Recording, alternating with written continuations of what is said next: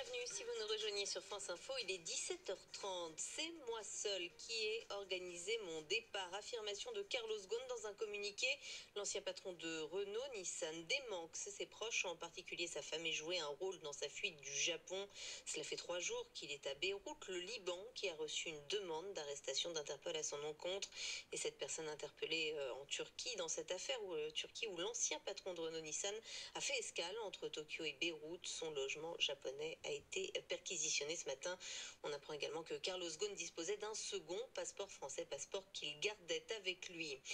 La mobilisation contre la réforme des retraites va se poursuivre à nouveau demain. La SNCF, il y aura 2 TGV sur 3, la moitié des TER, 7 Ouigo sur 10, 2 Transiliens sur 5 et 1 Intercité sur 3.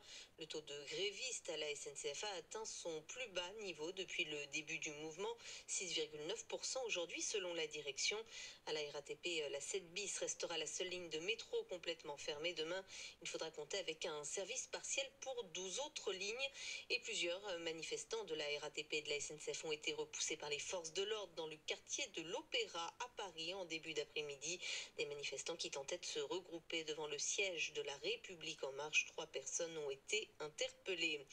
Dans ce contexte, le patron français de BlackRock, élevé au rang d'officier de la Légion d'honneur, c'est le symbole d'un capitalisme de connivence, affirme le porte-parole de l'association Attac. Le fonds de pension BlackRock est accusé par les opposants à la réforme des retraites de faire du lobbying auprès du gouvernement afin d'en tirer avantage.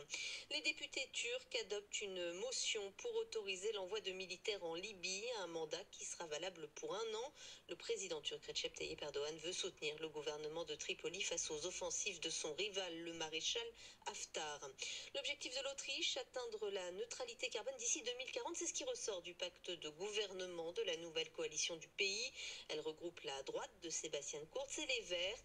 Le parti conservateur a la main sur 10 ministères, 4 pour les écologistes. Les gigantesques incendies en Australie et une large zone du sud-est du pays est en état d'urgence. État d'urgence décrété pour 7 jours. Il autorise les évacuations forcées. Les autorités ont ordonné l'évacuation de touristes et d'habitants sur le littoral. Un nouveau pic de chaleur est attendu samedi. 17h32 sur France Info. L'actualité revient dans moins de 10 minutes. Ce sera avec Armel Balogog. Restez avec nous.